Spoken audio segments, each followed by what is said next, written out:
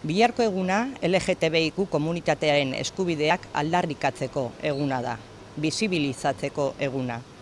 Gure gizartean dibertsitatearen ordezkari dira, errealitate ezberdinen aniztasuna. Eta jakin badakigu ez dagoela eskubide berdintasunik errespeturik ez badago. Eta are gutxiago aniztasunari babesik ematen ez bazaio. Egoerak hobera egin badu ere, bisibilizatzeko lasaitasunez eta berdintasunean bizitzeko hain zuzen ere, diren bezala agertzeko eta sentitzen dutena adierazteko, oraindik gay, lesbiana edo transexualek arazoak pairatzen dituzte. Hori buelta emateko, lanean gabiltza berdintasun sailean. Herri askotan esan ohi denez, ikusten ez dena ez da existitzen.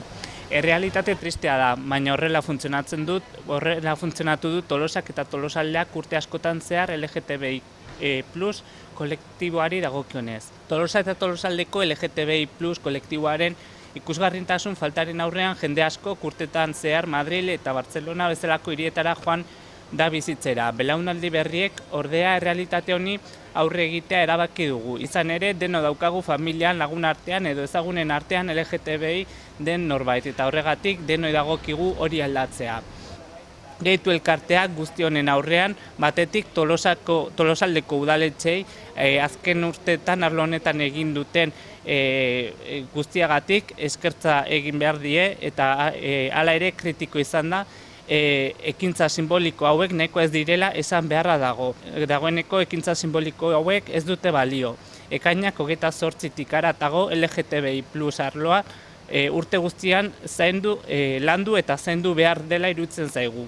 Horrela, herri honetan LGTBI kolektiboak duen ikusgarritasun maila eskasa salatu behar da. Adibidez, LGTBI kolektiboak bere kale izena izatea, LGTB-fobiaren protokolo bat egitea, Tolosako festetan LGTB-fobiari ezetz esatea, hitzaldiak egitea, lan taldeak osatzea eta otordizian egin den moduan merkatarekin batera kanpainak egitea.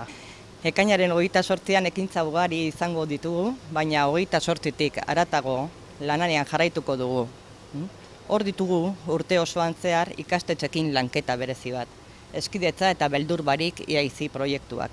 Fruituak ematen dituzten proiektuak dira. Aurtengoan, eskidetza proiektua ebaluatzeari ekin diogu gainera datozen ikasturtei begira oraindik sakonago jarduteko.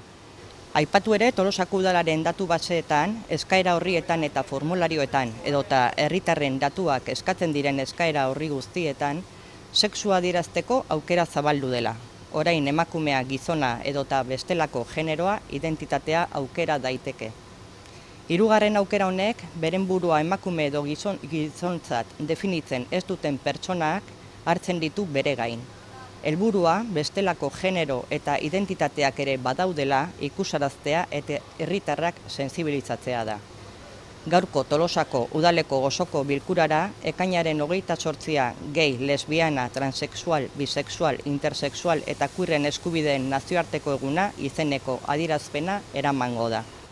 Iaz, herritar batek egun honetatik haratago iraungo zuen proposamen bat ekarri zuen udalera.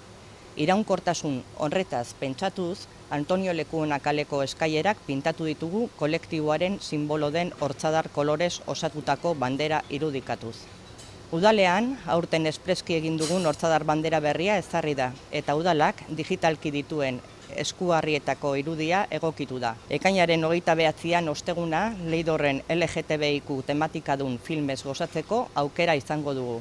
Label Saison eta In After Midday.